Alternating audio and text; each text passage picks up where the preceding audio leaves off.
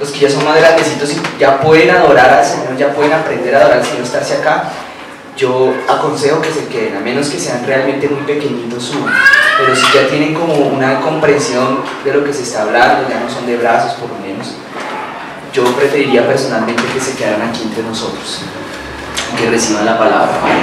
Esta palabra es de todas maneras la unción, así bien la palabra, algunas cosas que se dicen es posible que no sean comprensibles por los oídos de los niños.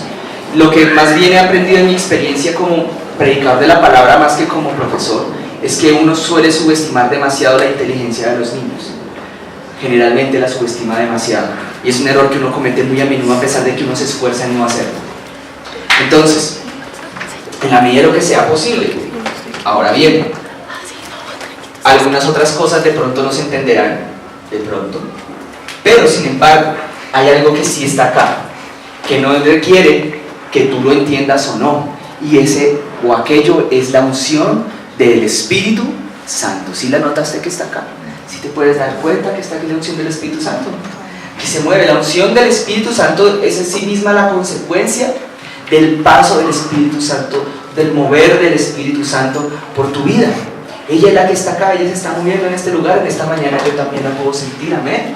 Amén. Bueno, quiero invitarte que ahora sí, yo nunca te dije el libro, vamos al libro de Apocalipsis. Ciertamente esa palabra Apocalipsis significa, contrario a lo que culturalmente se piensa, significa revelación antes que de pronto algo así como el fin del mundo. ¿Están listos? Preparen sus espadas, por favor. Capítulo 2, vamos a hacer hoy un sermón bastante, si el Señor me lo permite, claro está, y me da permiso, bastante diferente de pronto a lo que el Señor me tiene acostumbrado a hablarles. De pronto esto va a ser un poquito diferente, porque simplemente lo que vamos a hacer es desglosar la palabra y leerla de corrido, ¿vale? El capítulo 2 de Apocalipsis y el capítulo 3 del mismo libro son, de pronto, al día de hoy, a mi modo de ver al día de hoy, bajo la perspectiva que les quiero compartir el día de hoy, son un regaño a toda la iglesia de Jesucristo. Un regaño dividido en 7 partes. Es un regaño a las 7 iglesias. Juan tiene una visión en un lugar en donde él estaba en el exilio. No puedo decir que estuviera exactamente preso, porque no era exactamente tal vez la mejor palabra para describir en cuanto a la condición en la cual estaba el escritor o la persona más bien que Dios usó para escribir este libro, pero fue en ese momento de exilio o en ese momento de pronto de, no sé si de prisión, de usar esa palabra, en donde este Juan, a Dios, más bien a este Juan se le aparece nuevamente, pero esta vez en visión, y le revela, le da la revelación, le da una visión.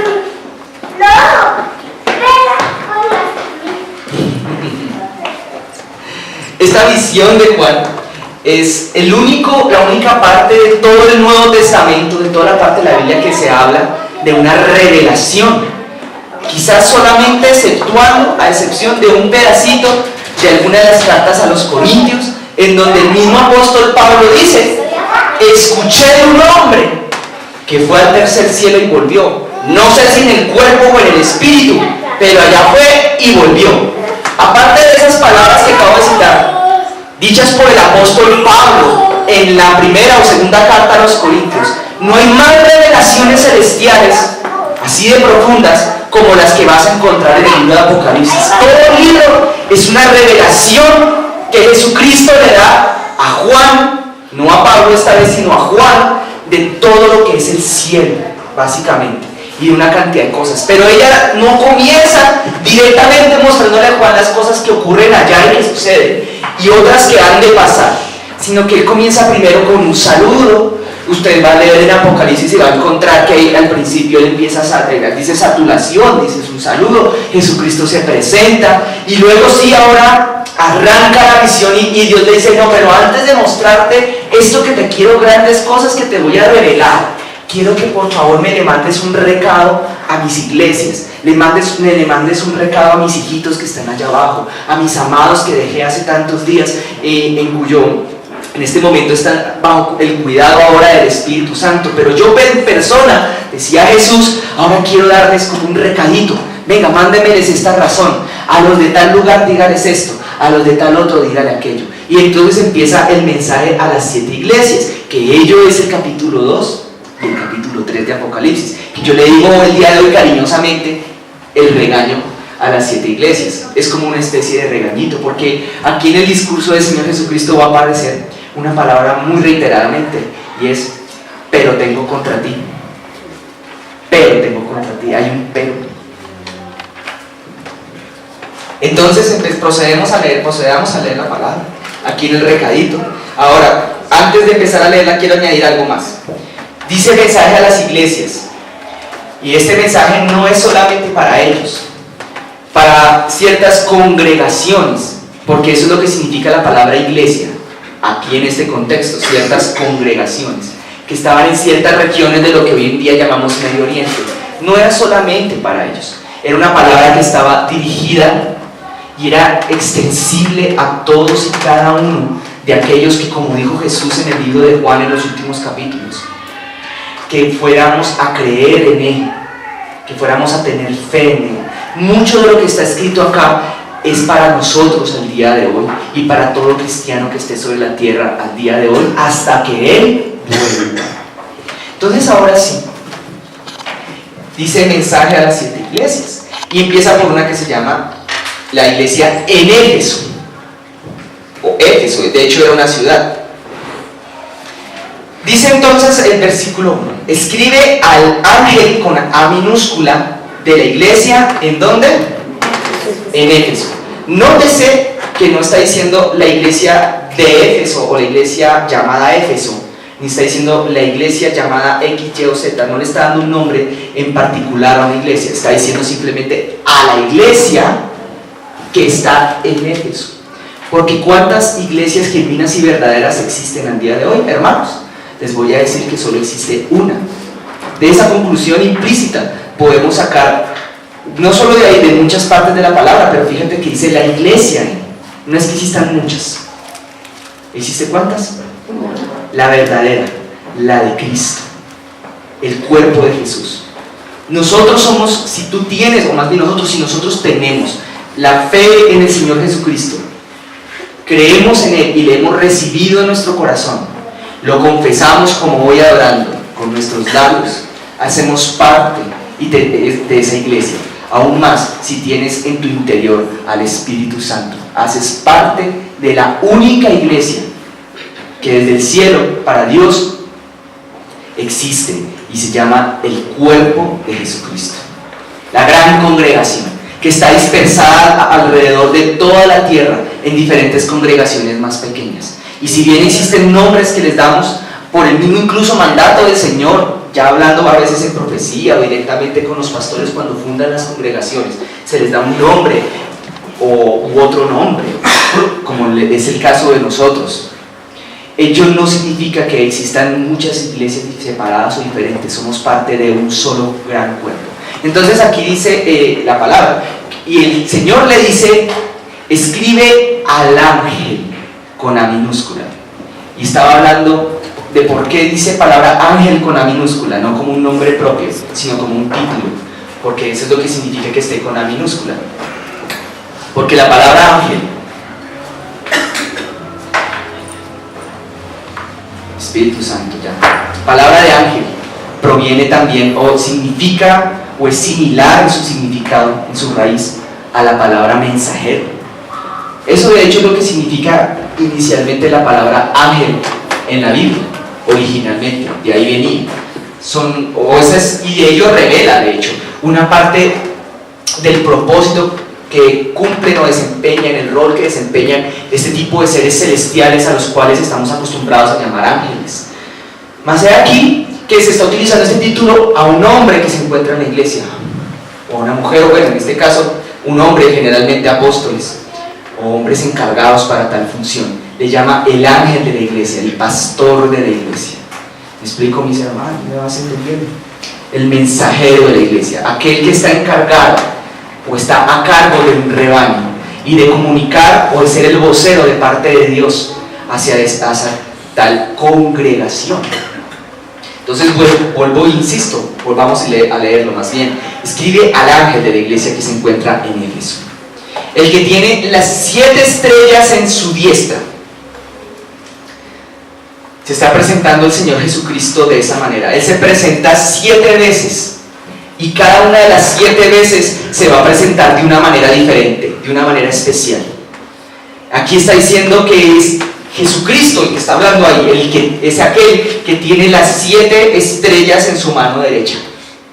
¿Qué serán esas tales 7 estrellas? Me preguntaría yo, o te preguntarás tú de pronto, ¿qué significarán 7 estrellas en su diestra? Pero el libro de Apocalipsis había sido escrito no solamente en una época, sino también en un contexto y dirigido en un momento a un grupo de personas tal como nosotros estaban buscando a Dios y leían y conocían las Escrituras. Y de los libros de la Biblia, que ese es el que más se habla en parábolas, el que más habla en claves, es Apocalipsis. Quizás por ello es aquel que tiene como esa mayor estigma de ser supuestamente un libro difícil de entender. Mas no es lo difícil, sino porque está escrito en un código espiritual. Las 7 estrellas, o las estrellas en general, representan cuando José tuvo un sueño. ¿Se acuerdan de José que tuvo un sueño? Sí. Él veía 2 estrellas, ¿se acuerdan? Él veía muchas estrellas. Él veía muchas. De hecho, José vio un número diferente de estrellas en una visión, fueron estrellas. Y vio el sol y la luna, además de las estrellas, ¿cierto? ¿Se acuerdan de eso? Pero aquí Jesús ve solo 7. Si leí bien, dice 7. ¿Por qué? Porque José vio 12, porque él hacía parte de un grupo de 12 hermanos. Pero aquí esta cartica está siendo escrita o este pedacito de este libro a 7 iglesias. Él está viendo cada estrellita como una congregación. Para él es como una estrellita ahí en esa visión.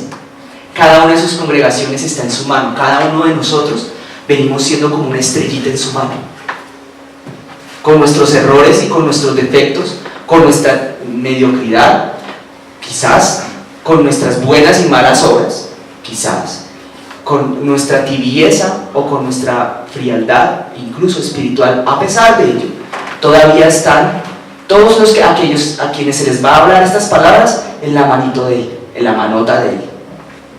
Entonces, dice en su diestra, dice él, el que anda en medio de los 7 candeleros de oro, dice esto. Ahora hace referencia también al número de espíritus, habla del Espíritu de Dios.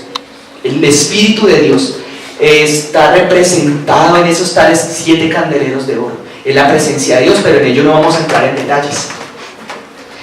Dice así: yo conozco tus obras, dice ahí. Yo conozco tu arduo trabajo. Yo conozco tu paciencia y que no puedes soportar a los malos. Has probado a los que se dicen ser apóstoles y no lo son, y los has hallado mentirosos.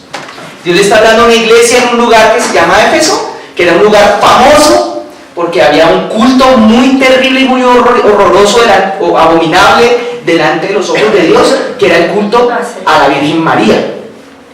Pero María hace pocos años había muerto. Claro, en esa época no se le llamaba de esa forma. Se llamaba el culto a Diana de los Efesios, Artemisa de los Efesios. Tan era así que alguien llegaba a Éfeso y el saludo era Salve Diana de los Efesios. Imagínense, era el saludo. En Éfeso, era un pueblo idólatra. Pero ya también está mencionando que se levantaban falsos apóstoles.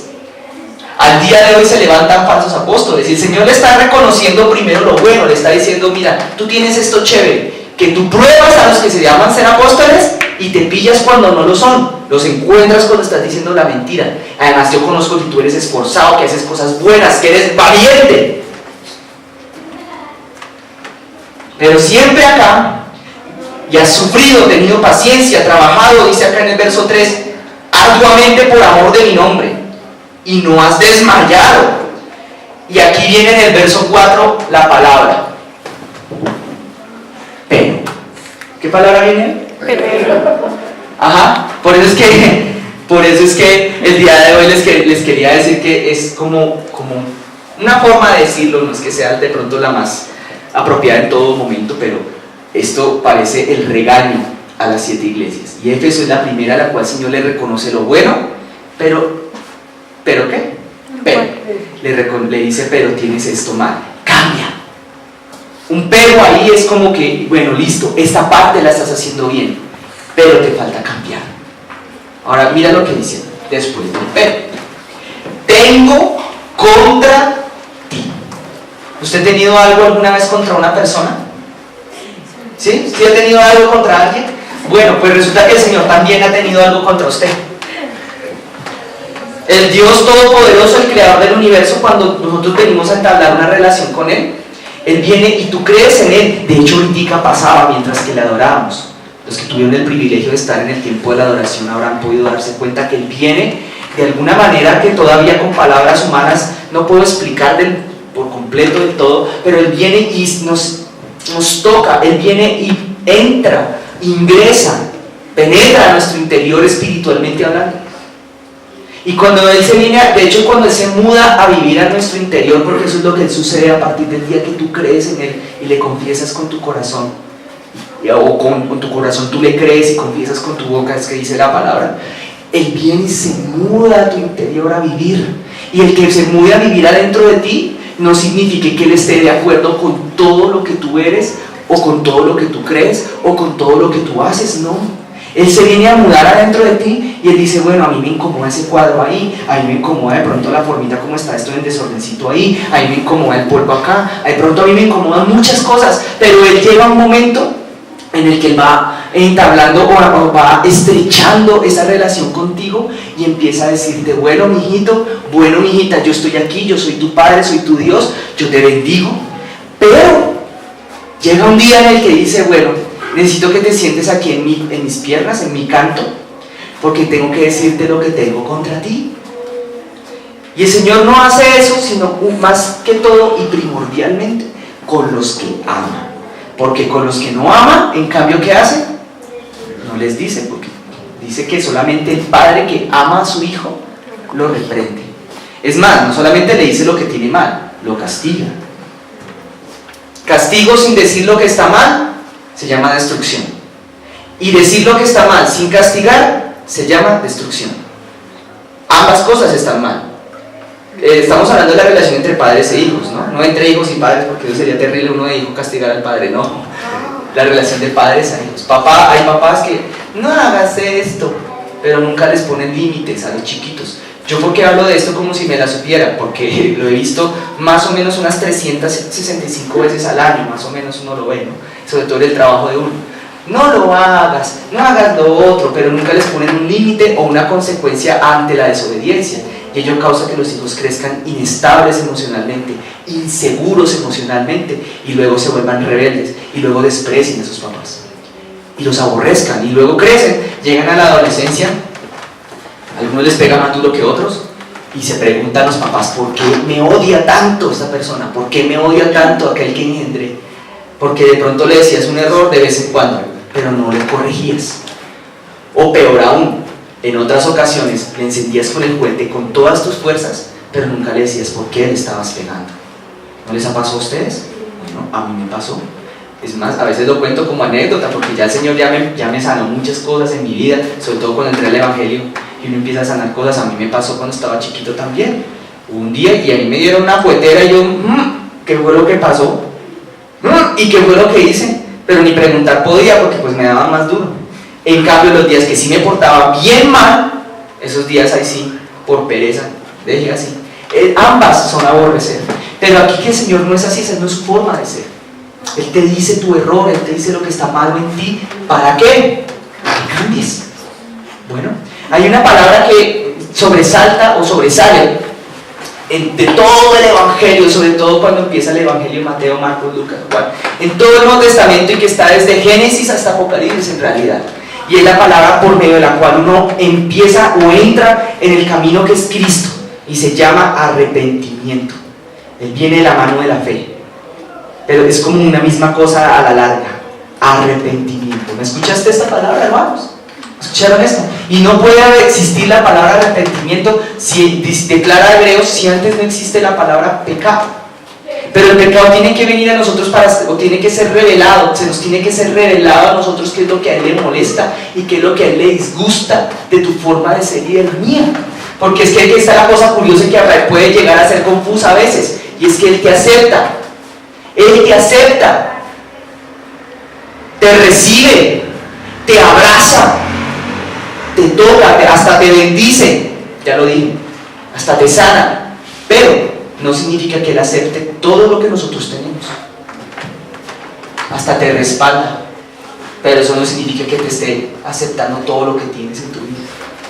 Ahora dice, después del pero tengo contra ti, que has dejado tu primer amor.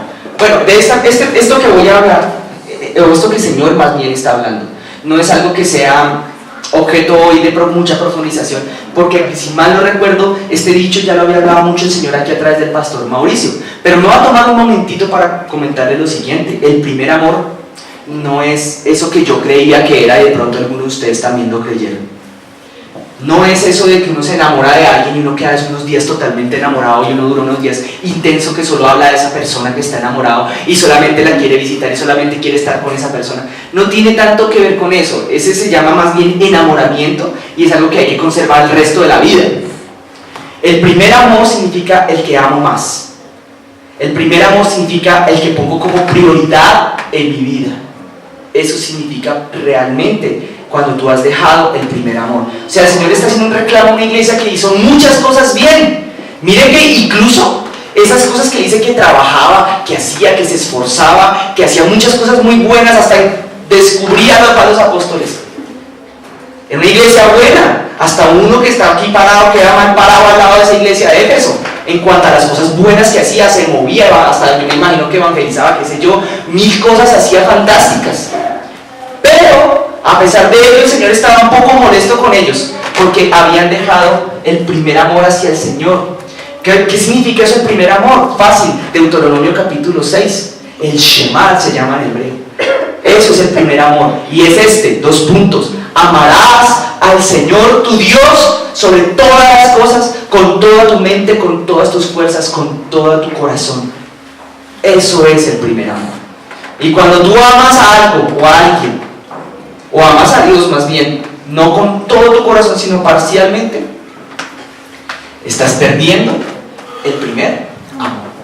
Escuche esto entonces, hermanos, en la vida el Señor quiere decirnos hoy, si esta palabra viene para nosotros, que hay un pecado, que no está explícito, está implícito. Sería el pecado de no colocar al Señor en el primer lugar. ¿Saben qué es un pecado? ¿No lo sabías? Bueno, hoy el Señor te lo quiere comentar. Hay un pecado que se llama no amar a Dios sobre todas las cosas. Y eso se ve sobre todo a la hora, bueno, no es que sea el único síntoma, pero se los quiero compartir, a la hora de establecer prioridades en la vida. Cuando uno establece prioridades respecto a las cosas, ahí tú puedes incluso hacer un ejercicio imaginario y observarte a ti mismo desde afuera. ¿Cómo te verías? Y ahí vas a saber si Dios es realmente tu prioridad o no en aquellas decisiones que tomes en tu vida. A veces Dios mira mucho y realmente la respalda la oración, pero en otras, más que la oración, para aquellos que ya oran, es tu decisión, las decisiones que tú tomes. De hecho, te puedo decir que muchas veces tu misma bendición ha estado condicionada a que tú hayas tomado o no una decisión de manera apropiada o no. Y ello tiene que ver con el primer amor, es amar al Señor tu Dios sobre todas las cosas. Sobre todo, por encima de todo, Él sea tu amor, antes que tú sea aquel a quien le sirves, antes de que sea aquel a quien le pides, incluso sea primero tu ¿qué? Tu amor. ¿Saben en qué otras circunstancias se ve eso? Aunque no es tan fácil, pero también se ve, hermano, en la adoración. La forma como tú le entregas tu adoración a tu Señor, incluso a la hora de cantar. Se puede a veces en ciertas circunstancias notar cuando tú le amas con todas tus fuerzas y cuando es como el plato de segunda mesa para ti, como algo ¿cómo se dice? Como algo que le tienes aprecio y le tienes un cariño y un afecto, pero que no es aquello por lo cual tú tú te rasgas las vestiduras y te desvives. Y eso es el primer regaño del día de hoy de parte del Señor al mensaje a las 7 iglesias que somos nosotros. Siguiente parte. Dice, recuerda por tanto en el versículo 5 de dónde has caído. Arrepiéntete, haz las primeras obras, pues si no, vendré pronto a ti. Mira, aquí cuando dice haz las primeras obras, no está solamente queriendo decir haz aquellas cosas que hacías antes. No, porque ahí dice ya que él estaba haciendo cosas muy buenas, esta iglesia. No, las primeras obras se refiere a las obras en donde Dios es la prioridad en tu vida, donde lo estableciste a él como prioridad. A eso se refiere las primeras obras. ¿Me explicas? Perdón, ¿me estás entendiendo? Sí, tengo unos lapsos que me pasan muy a menudo, sobre todo hasta ahora. Porque si no, vendré pronto a ti y quitaré tu candelero de su lugar. Y si no te hubieres arrepentido. ¿Qué es el candelero? Hermanos, hace unos minutitos se lo compartí. La misma presencia de Dios. Que el que ya no ama al Señor sobre todo, pero se congrega, pero va a la iglesia, hasta discierne cuáles son los falsos apóstoles. Hasta eso. Hasta puede que predique, hasta puede que cante, puede que sirva, pero si no tiene a Dios como su máximo amor, el Señor dice, voy a quitar el candelero, o sea, mi presencia, y te la voy a arrebatar de tu vida, te voy a dejar sin el Espíritu Santo, y te vas a convertir en un muerto en vida. Vas a dejar de ser parte de mi iglesia. Eso básicamente significa que Dios te quita el candelero de adentro. Se muere, se seca. Y luego dice, yo no sé por qué ya no quiero volver nunca más. No quiero, no, nada, no, ya quiero ir para del todo para el mundo, y no entienden por qué. Y uno piensa a veces, no, es que fue aquel o aquella. Y resulta que no, fue el mismo Señor que le quitó el candelero y se secó y se murió. Y claro, uno lo verá vivo, lo verá prosperando, verá a esas personas yéndoles bien en la vida. Pero dice la Biblia, ¿cuál será su fin? Si no se arrepienten, ¿cuál será su fin? Bueno, no más que abra un poquito más adelante los libros las hojas en el libro de Apocalipsis para que se dé cuenta. No lo vamos a leer ahorita. Pero tienes esto, versículo 6, que aborreces las obras de los nicolaitas, las cuales yo también aborrezco. No vamos a indagar qué son las obras de los nicolaitas, pero no creo que sean muy buenas. El que tiene oído oiga lo que el Espíritu dice a las iglesias. Y aquí viene otra palabra clave, al que venciere. Diga, por favor, ¿sabe qué? Dígalo si quiere en voz bajita. Venciere. Le daré a comer del árbol de la vida, el cual está en medio del paraíso de Dios. Aquí en los 7 mensajes que vamos a leer aquí rápidamente, hay 7 cosas que pasan siempre. El Señor se presenta ante su iglesia de una manera diferente. Aquí se presentó como alguien que tenía 7 estrellitas en su mano. Y siempre al final termina diciendo, y al que venciere. ¿Al que qué? Venciere. Porque la palabra arrepentimiento está íntimamente ligada con la palabra victoria. Arrepentimiento, victoria. Arrepentimiento, victoria. Porque dice, arrepiéntete, es cambia, lucha contra aquello que está mal en tu vida. Toma las decisiones acertadas y correctas y honestas, por poner un ejemplo. Porque hacerlo honesto en esta vida, si fuera fácil, todo el mundo sería honesto, o la mayoría. Pero ser honesto en este mundo, y más hoy en día, es difícil, porque acarrea consecuencias difíciles. Quedarse sin plata, por ejemplo, por pagar el pasaje, sin almuerzo por pagar el pasaje. Eso puede que parezca difícil para muchos, y por eso muchos prefieren ser deshonestos, pero tener algo que llevar a la casa, como piensa, por ejemplo, la manera de pensar del ladrón. Aunque realmente en el fondo no es llevar plata a la casa, es encontrar el camino más rápido para solucionar algo inmediato, y aún peor, motivados quizás por algo que se llama la codicia. Pero miren, ser honestos en este mundo implica que va a haber momentos en los que es difícil, va a ser difícil, te va a venir algo difícil, complicado. Decir la verdad, si fuera fácil, todo el mundo lo haría. Pero decir la verdad, sobre todo en ciertos momentos en donde estás siendo confrontado, por ejemplo, es difícil. Y el Señor le está diciendo, miren, al que venciere. ¿Al que qué? Venciere. O sea que hay una batalla, hay una pelea, que cuando tú terminas esa pelea, tú terminas esa lucha, lograste arrepentirte, lograste vencer eso que estaba mal en ti. La primera victoria que el Señor está hablando acá, está diciendo, escúchame iglesia, ponme a mí, diría el Señor, como tu primer amor. Pelea por eso. ¿Y cuál es tu enemigo ahí? ¿El diablo? ¿El mundo? ¿Cuál es tu enemigo? Dígalo. Tú mismo. Ah, sí, entonces, ¿qué más hacer? Por eso la Biblia en Timoteo, por allá en 2 de Timoteo o 1 de Timoteo, capítulo: ten cuidado desde ti mismo. ¿No lo has leído? Dice así: ten cuidado de ti mismo. Ese es el enemigo, el que usted se tiene que cuidar más, de usted mismo y usted misma. Por eso aquel que llega ya a la estatura, al tamaño de Cristo, sí mismo y sí misma no existen, se murieron. Mí mismo y mí misma ya no queda nada, solo queda Cristo ahí. Mí mismo queda casi nada. Eso es lo chévere. Bien, siguiente mensaje. ¿A quién? A Esmirna. ¿Lo leen ahí? ¿Lo ven ahí? Versículo 8. Y escribe nuevamente al ángel de la iglesia, pero esta vez en Esmirna. ¿Lo ven? Versículo 8.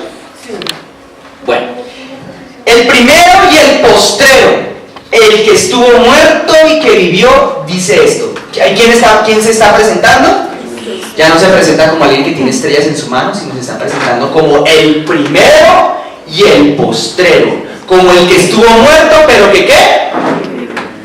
Pero hermano, sígame, que vivió y que vive. El que estuvo muerto, pero ¿qué? Vivió y vive. Exacto. Él dice esto: yo conozco tus obras, empieza diciéndole las cosas buenas que ha hecho en la vida, igual que a nosotros.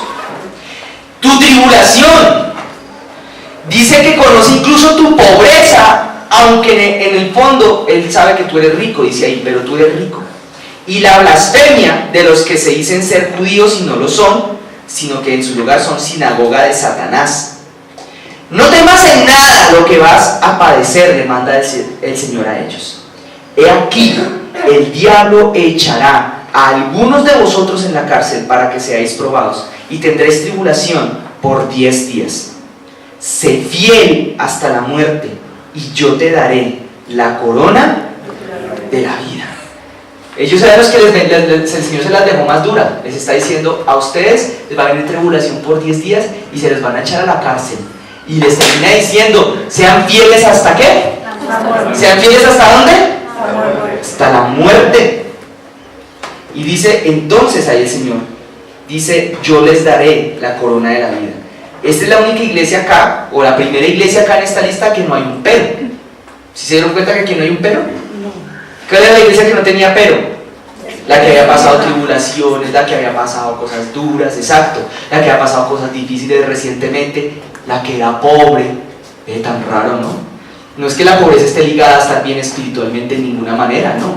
Al contrario, él estaba diciendo: ustedes son ricos en realidad, pero de pronto quizás temporalmente o a los ojos de los hombres lo eran en ese instante por la misma causa, porque estaban siendo atribulados, estaban siendo perseguidos. El Señor les dice, a ellos no les dice el pero. Y termina: el que tiene oído, oiga lo que el Espíritu dice a las iglesias. Y ahora vuelve la palabra a decirla: el que venciere. ¿Qué dice ahí? El que venciere. Nuevamente el Señor está diciendo: pelea, pelea, pelea. ¿Qué cosa? Pelea, lucha la batalla. La batalla no significa solamente reprender demonios. Pelee contra usted, contra aquello que está en su vida mal. Lúchelo, lúchelo, confróntelo.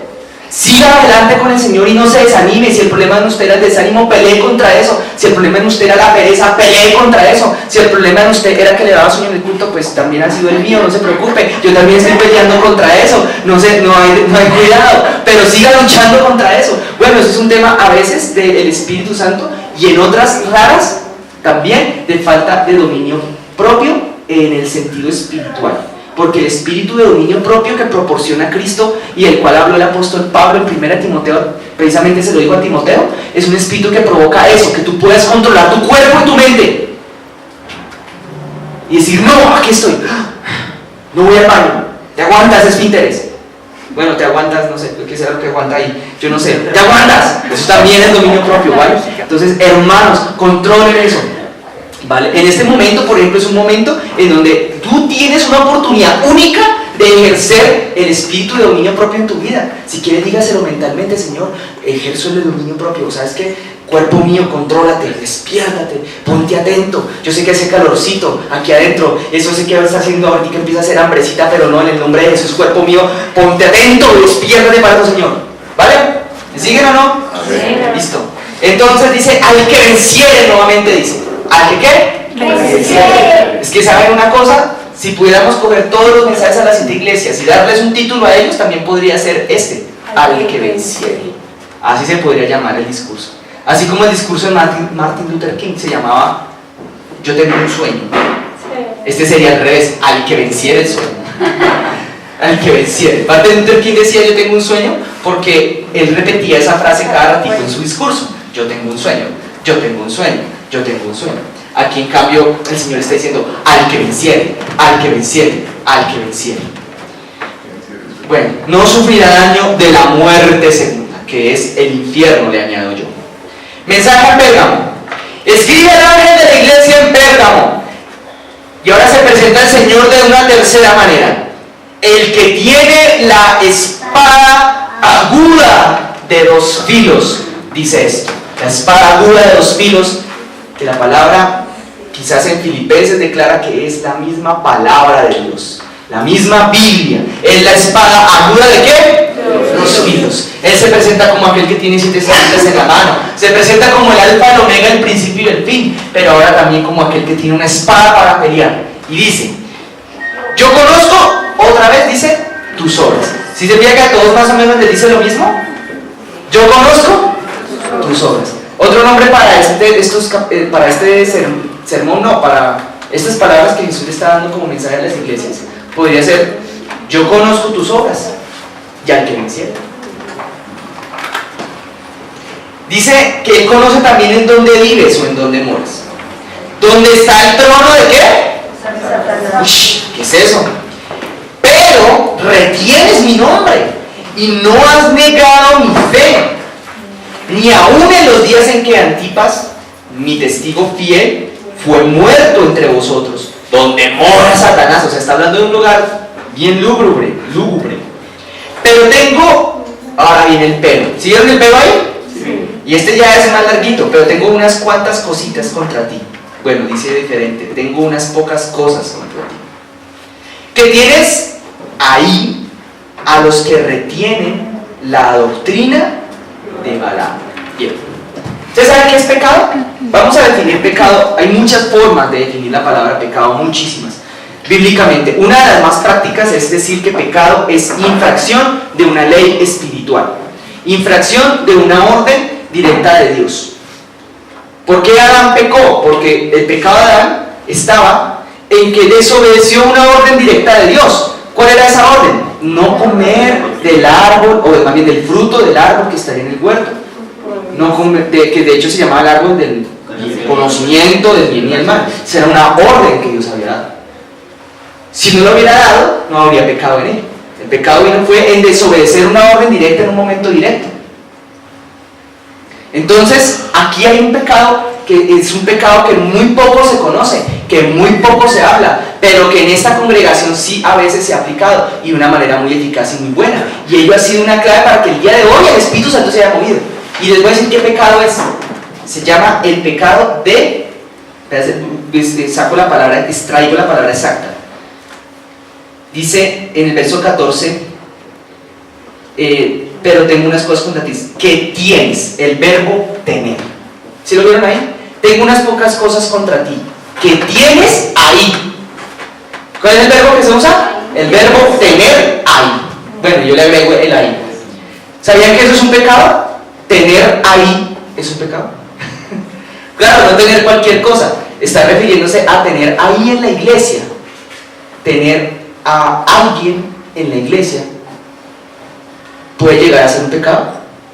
Ustedes sabían que bíblicamente puede ser pecado consentir que cierto tipo o cierto perfil espiritual de personas, dejarlos que estén en la iglesia, es pecado. Pues resulta que sí, y suena muy loco, hasta puede que suene como acepción de personas, puede que suene hasta excluyente, pero si tú lo miras a la luz de la palabra y lo desmenuzas a la luz de la palabra, eso significa literalmente amor. Porque Jesús dijo en otra parte, hermanos, hermanitos, guárdense de la farisea de la harina, no. Guárdense de la levadura de los fariseos. Ya me está dando la rara. Guárdense de la levadura de los fariseos, que es la doctrina y la hipocresía, decía Jesús. Ahora mira esto. Dice que tienes ahí a los que, o aquellas personas que tienen una característica, un perfil. Mire qué personas no uno debe tener en la iglesia, sino que tiene que uno procurar sacarlas de la iglesia. Suena durísimo esta palabra, ¿cierto? Pero es mejor que uno se arrepienta antes de que lo echen, ¿cierto? Es mejor arrepentirnos antes de que nos echen de la iglesia, ¿cierto? ¿Y se sabe que esta congregación se ha sacado gente de la iglesia? Sí, y ha sido bendición, pero tremenda. Cada vez que el Señor, bueno, y eso no ocurre la primera ni la segunda, eso ocurre ya después de que pasan cosas muy serias, muy serias. Llega el pastor muy prudentemente en un cuarto cerrado, se habla con la persona y si ni aún por esas se le dice no vuelvas. ¿Y qué ocurre justo después? La iglesia empieza a echar para arriba. Es más, miren, yo les puedo decir de corazón, yo lo he podido ver acá siendo ministro de la alabanza nada más. Y hay personas que el Señor mismo ya dice, yo ya no lo saca. Y la iglesia en vez de echar para atrás, empieza a echar para arriba. Y no vuelven y empieza a echar, yo digo, tan raro, claro, no se habían arrepentido. Ahora, el Señor Jesús le está diciendo aquí a Juan, bueno, a través de Juan a los de Pérgamo, que las personas, el primer grupo de personas que uno debería echar de una iglesia, son aquellos que retienen una cosa que aquí le llama la doctrina de Balaam. ¿Están escuchando? Esta palabra hoy es profunda teológicamente. La doctrina de Balaam. Venga, lo seguimos leyendo y voy a desglosarles esto un momentito. Dice que enseñaba a Balac a poner tropiezo entre los hijos de Israel, a comer de cosas sacrificadas a los ídolos y a cometer fornicación. Balaam fue un profeta. Y yo pude ver años atrás, con un poco de susto y temor ante Dios, como en la iglesia donde salimos los que, el pastor Antonio, mi persona, que fundaron el pastor Antonio fundó esta congregación, años atrás de esa iglesia en donde estábamos, como hubo que sacar a un profeta también. Bueno, fue uno y después fue una, o fue una y luego uno. Porque así algo que es peligroso es ser uno profeta, pero tener uno, la vida de uno bajo el control de Satanás. Eso es peligroso, decía el pastor Antonio que eso es más peligroso que una balacera dentro de un ascensor, porque el que tiene ese tipo de dones, ya desarrolladitos, pero su vida en desorden es un peligro, porque los dones funcionan y empieza uno a confundirse y decir, uy, esto es como de Dios, todo lo que decía Balaam salía, Balaam decía algo, salía. Es más, uno lee la historia de Balaam, que está escrita por allá en la Biblia, está escrita en los primeros libros de la Biblia, más específicamente, a ver si me acuerdo en qué libro, en los Jueces está. Sí, está en el libro de los jueces de Israel. No, en Crónicas o en Números. En Números, no, yo estoy equivocado, este es en Números. En Números. Uno empieza a leer la historia de Balaam y todo el tiempo Balaam parece el bueno del paseo. Incluso cuando uno lee la Biblia, parece al principio el bueno del paseo. Y Balaam hablaba hasta con Dios, tenía charlas con Dios. Parecía el bueno del paseo todo el tiempo. Balaam incluso trató de maldecir al pueblo de Israel y Dios no lo dejó, no pudo. Y terminó bendiciendo al pueblo de Israel. Parecía el bueno todo el tiempo. Pero después uno pasa unas hojas, unos capítulos adelante y resulta que el pueblo de Israel llegó y lo mataron. Y lo cuentan como la gran victoria. Matamos por fin a Balaam, lo acabamos. Y dice, yo la primera vez que le hice esto, hermano, no sé si ustedes, pero la primera vez que le dije, pero tan raro, me rasca la cabeza. ¿Cómo así que Balaam era el bueno? El Balaam, aquel que le profetizó una burra a él. Y la burra lo presionaba contra el borde del camino y se le apareció el ángel de Jehová.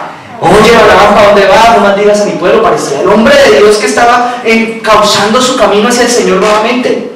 Parecía el profeta de Dios.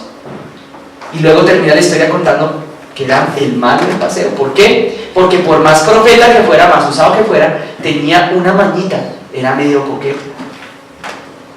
O incitaba a que el pueblo de Israel se volviera coqueto. Incitaba a la fornicación. Les voy a contar como de lo que no se cuenta aquí en este pedazo de Apocalipsis. Y es que ese tal profeta Balaam, después de que bendijo al pueblo de Israel, lo habían contratado para que lo maldijera y no lo pudieron hacer. Llega el pueblo de Israel y Balaam le aconseja a los enemigos de Israel y le dice, miren, ustedes no lo van a hacer caer, ustedes no lo van a poder derrotar con espada porque yo ya me conozco como es Jehová, no lo van a poder acabar. Háganlos pecar, mándenles unas chicas bien lindas, con unos velitos bien bonitos, bien transparentositos, así que parezcan como, ¿sí? Las más lindas que tengan allá entre los pueblos acá de Canaán, y mándenselas y háganles, y ojalá con vinito, ojalá con comidita, díganles que le van a tener una atención, díganles, ya me estoy especulando, y pónganlos después a fornicar. Entonces cuando forniquen, el Señor se va a molestar, es contra el pueblo de Israel y nosotros vamos a poder matar. Esa era la doctrina de Balaam. La doctrina de Balaam es introducir en la doctrina de la iglesia, porque así le llama doctrina, o sea, en la enseñanza bíblica, cosas llenas de sensualidad, que en este caso puede ser entendida como el término fornicación. Le enseñaba a la gente a fornicar, además de eso, a ser idólatras. Dice, cosas sacrificadas a los ídolos y a cometer fornicación. La doctrina de Balaam se puede ver explícita cuando tú y yo permitimos que en la iglesia entren cosas que son de este mundo y que no son celestiales y se nos incorporen en la doctrina y leuden la enseñanza bíblica y leuden el culto. Entonces llega un día, ingresa porque lo invitan a uno, que uno estaba niño y uno se dejaba invitar a cualquier parte donde lo llevaran, unos amigos, disque amigos que uno tenía, y llega uno a la reunión cristiana y uno sí causa curiosidad que la doctrina había ocasionado que la adoración fuera un poco rara, porque empieza la adoración y mencionan mucho a Jesús, y algunas canciones hablaban de Jesús, pero uno sí empieza a ver que las niñas de las danzas no danzan, no están danzando para el Señor, sino que están utilizando en su danza, es más bien unas coreografías que poseen un lenguaje que está un poquito leudado entre lo celestial y lo terrenal. Quiero hablar, no sé si ustedes sepan, pero en esta congregación aquí el Señor nos ha dado todavía la oportunidad de tener de pronto un servicio así con danza y esas cosas, pero hay que saber discernir cuando la fornicación se mete en eso. Y cómo me di cuenta yo ese día tan raro, y decía, pero esta chica es un pantalón brillante y forrado acá. Y claro, ay hermano, le van a decir, no seas religioso, como eres de legalista, eres un legalista de aquí a Pekín. No, pues claro, eso lo dice el religioso, que no comprende que hay un código, hay un significado en la ropa. No entiende que hay un significado en el movimiento. ¿Tiene significado? ¿Ustedes saben que eso tiene significado? Sí tiene. Lo que pasa es que no es una palabra exacta, pero hay un significado estético. Y en la música también. Y yo sigo ya como chuchu.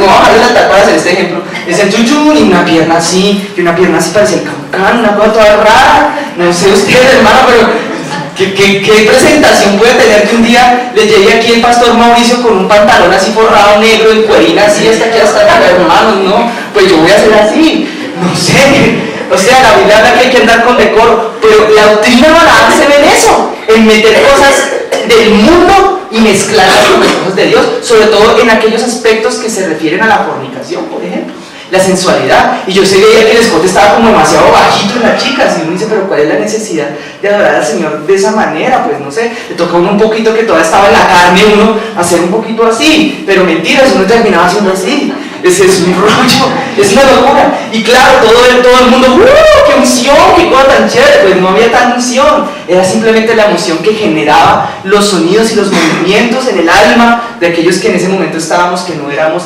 más que simplemente unos espectadores de un show. Allá estaba la doctrina de Balaam, aquella que enseña a fornicar, ay, la cogedera, la cosita, la vaina rara. Por esa razón, hace muchos años un hombre de Dios lo empezó a limpiar. Dios lo estaba usando ya de una manera maravillosa, lo empezó a usar desde que se convirtió, lo empezó a levantar, lo empezó a usar. Dios lo usaba igual en alabanza, igual que a mí, pero era un hombre con que Dios le daba una gracia de Dios maravillosa y hermosa. Y un día cualquiera Dios le habla y le dice, yo quiero que te limpies de la doctrina de Balaam, dañado yo. Entonces él empezó a dejar de darle picos en las mejillas a las mujeres porque él estaba sucio en su interior, y a veces los picos son una cosa muy limpia, muy sana, muy bonita, algunas veces, pero algunas otras, sobre todo en esa congregación en donde estábamos, el pico era una vaina más morbosa, era más como, me gustas, me fascinas, ¿me entiendes? Y el abrazo, hermano, voy a aprovechar hoy para dar aquí cosas que se hablan más en los discipulados, personalizados, pero no voy a permitir a decirlos. Ya aprendí de ese varón que toda la iglesia, sobre todo las mujeres, qué cosa rara, se molestaron con él. Se molestaron, bueno, digo todas, no, casi todas, que una que otra de Dios entendió. Pero casi todas se molestaron con él. Ay, ¿qué se vino a creer, pues? El super santo. No, pues, super holy, no, nada de eso. Era un hombre que al contrario estaba siendo limpiado por la presencia de Dios, se estaba santificando para Dios porque él había cometido toda la fornicación que de pronto esas personas no habían cometido en su vida anterior. Dios lo estaba limpiando. Y de esa persona aprendí, cuando nosotros los hermanos nos saludemos, la Biblia declara que tenemos que saludarnos, dice ahí una palabra, ósculo, parece rara esa palabra, ósculo santo. ¿Saben qué es saludar con ósculo santo? Todo lo contrario como algunas personas lo saludan a uno del género femenino. Lo saludan a uno así. Hola, ¿cómo estás? ¿Qué más? ¿Me explico? ¿Y qué tiene que ver eso? Porque de pronto algunas hermanitas lo harán inocentemente, otras no tanto.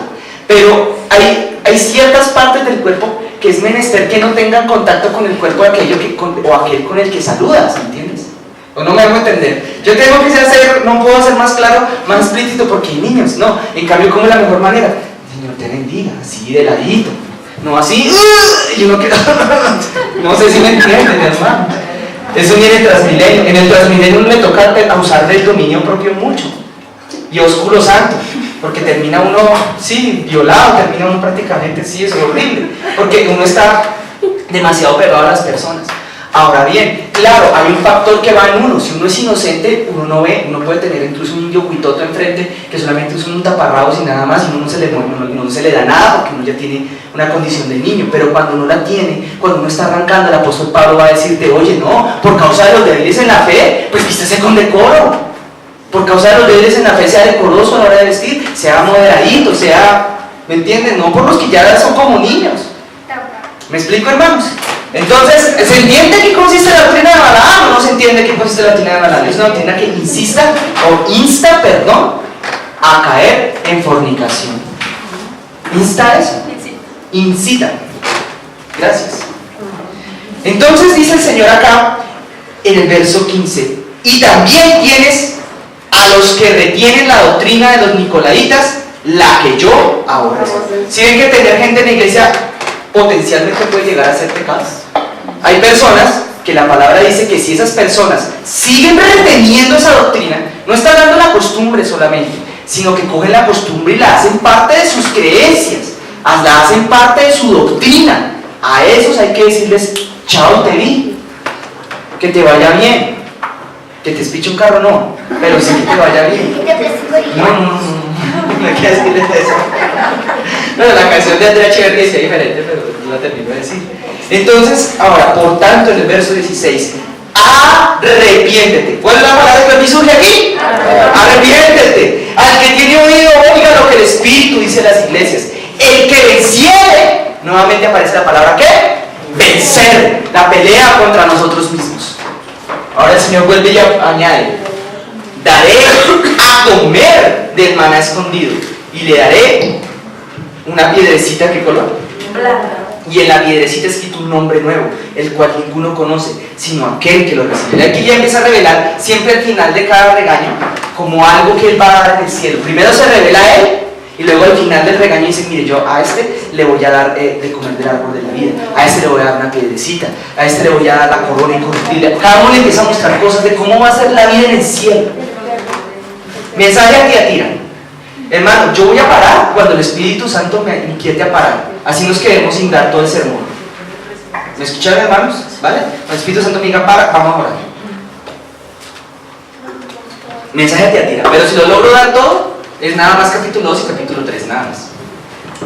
Dice así, y escribe al ángel de la iglesia en Tiatira, o sea, al pastor, por decirlo así, el Hijo de Dios, el que tiene los ojos como llama de fuego y pies semejantes al bronce bruñido, dice esto: yo conozco otra vez tus obras, tu amor, tu fe, tu servicio, tu paciencia, y que tus obras postreras son más que las primeras. O sea, el Señor también mira las obras, no solamente mira el corazón, también mira las obras, si se dieron cuenta ahí. Eso también vale, también cuenta. Pero tengo unas poquitas cosas contra ti. Vea otra vez vuelve y sale el pecado. ¿Se acuerdan que había un pecado anterior que se llamaba tener gente en la iglesia? Bueno, pues estoy generalizando demasiado, ¿no? Pero tener cierto tipo de gente en la iglesia que retiene cierta doctrina, ¿cierto? Aquí sale un nuevo pecado que se habla muy poquito. Y ese pecado es tolerancia. ¿Cómo se llama ese pecado? Tolerancia. ¿Ustedes no han escuchado que hoy en día tolerancia es una virtud? ¿Sí la han oído? Sí. La tolerancia, hay que ser tolerantes. Sí, claro, esa es una virtud puesta en su debido contexto. En su debido contexto. Porque si tú tienes en la casa, como me contaban ayer una historia, La hija, 20 años, pero parece 35, de 120 kilos. Y un día se va de la casa y se larga sin avisar.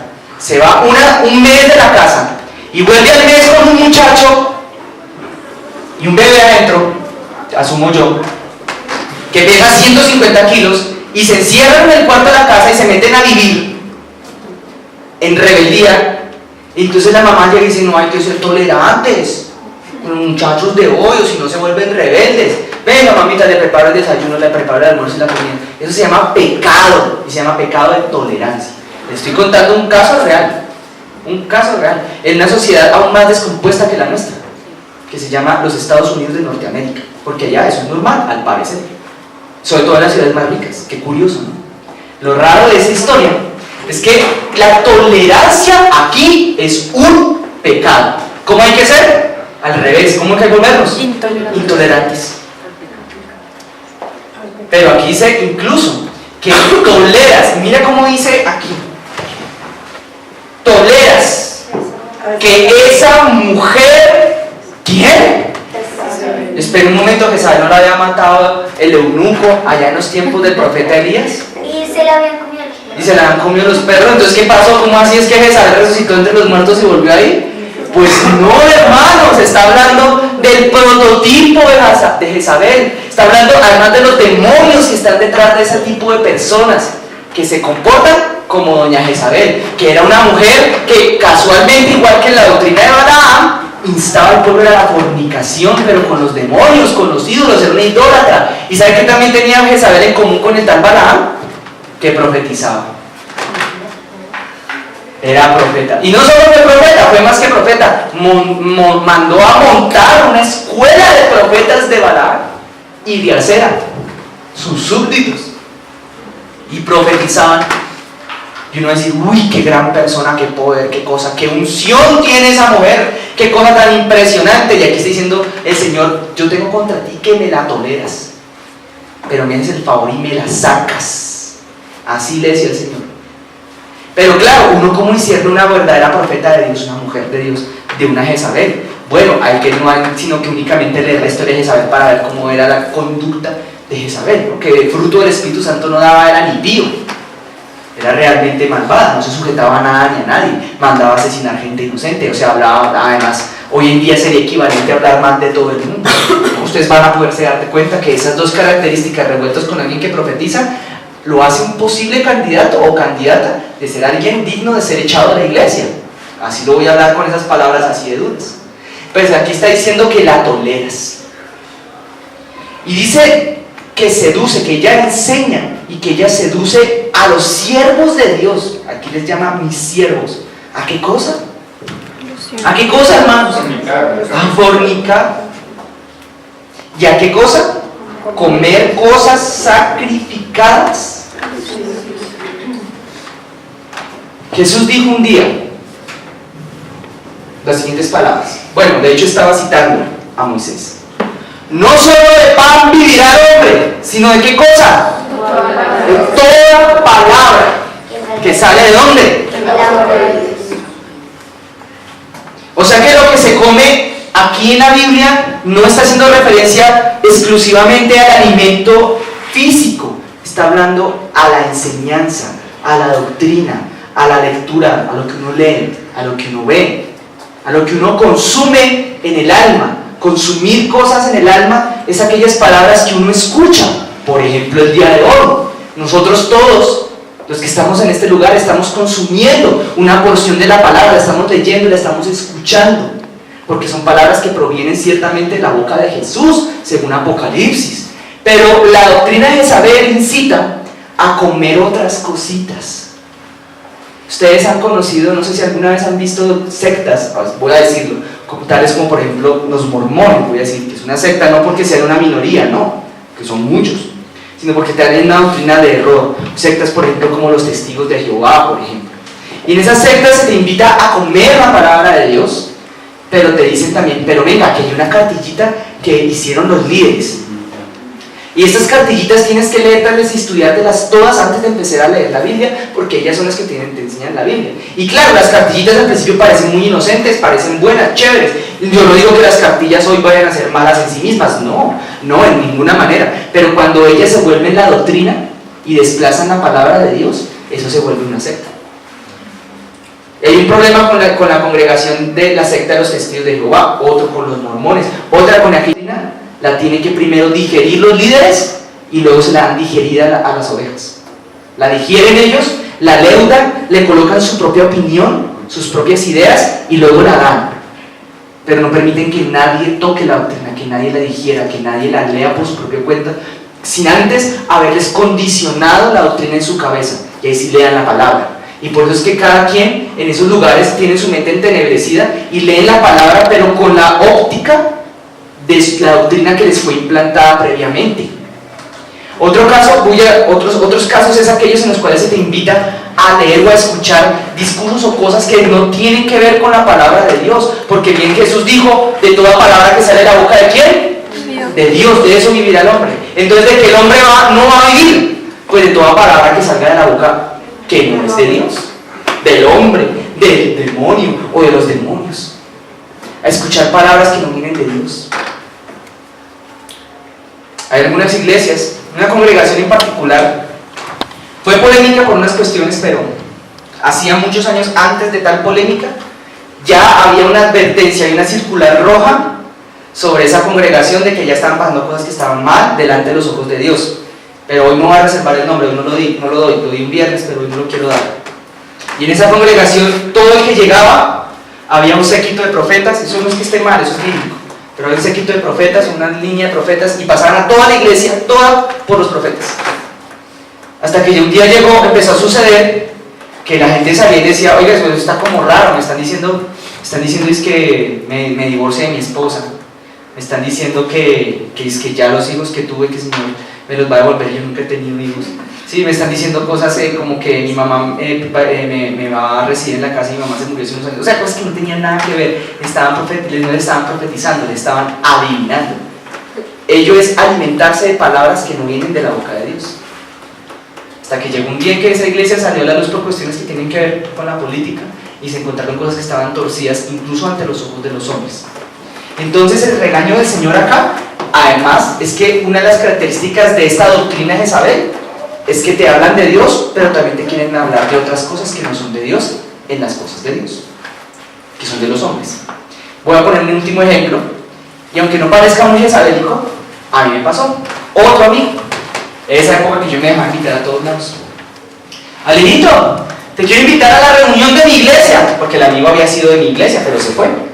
Te voy a invitar, es maravillosa, es lo máximo, es genial, es espectacular. Con decirte que en esa iglesia va el grupo, allá se congrega el grupo ese de alabanza, ese fantástico, que no voy a decir el nombre, pero que bueno, un súper maravilloso grupo, el que vende mis discos. Yo, uy, qué chévere, vamos a ver. Llegamos allá, llegué allá, me lo encontré, bueno, nos vimos, entramos a la iglesia. Llegan, ese día no lo olvidaré, estaban en épocas de elecciones al Congreso. Y llegó la alabanza, solo cantaron una alabanza y no la olvidaré nunca. Decía, queremos ver tu gloria. Y repetí eso muchas. Queremos ver, solo se me quedó eso porque yo salí ese día y digo, Señor, yo también quiero ver tu gloria porque nunca. Creo que termina eso y se para el pastor y dice, hermanitos, hoy les tenemos fulano de tal que va a entrar al Congreso y les va a hablar de política hoy. ¡Voten por fulano de tal! ¿Qué pasó con la palabra de Dios? Y habló ese día solo política, solo porque tenían que votar por él. Y nunca se dijo ni una sola palabra de la palabra de Dios. Preciso el día que me invitan. Y hermanos, yo les tengo que decir hoy con todo el respeto que el Señor se merece y todo el amor del mundo, pero aquí en este altar, esto no es una plataforma de nada, esto no es aquí como una especie de escenario, ni es etnografía. Hermanos, eso es un irrespeto delante del Dios a quien servimos. Esto es un altar, y aquí fue colocado una encomienda de parte del Espíritu Santo, dice ahí, y es ministrar la palabra de Dios. ¿Escucharon eso? Yo he estado al punto muchas veces, hermano, lo hablo por mi vida, de caer en ese error y no ministrar la palabra y hablar otras cosas incluso. Pero no, el Señor me lo recuerda a veces, me lo ha recordado, me dice, no, aquí vienes a hablar, es mi palabra. No a contar solamente historias, y ellas a veces tienen un propósito o un fin pedagógico. Lo importante es la palabra de Dios, ninguna otra cosa. Luego uno va a otras iglesias y se paran y empiezan a hablar únicamente de cosas empresariales, métodos para volverse rico en los negocios. Hermano, no, para eso hay otros espacios, pero no la palabra de Dios. ¿Escuchaste? Ahora el Espíritu me está diciendo, mi hijo, termine ya, entonces eso es lo que voy a hacer. Pongámonos de pie, hermanos, y vamos a adorar al Rey. ¿Vale?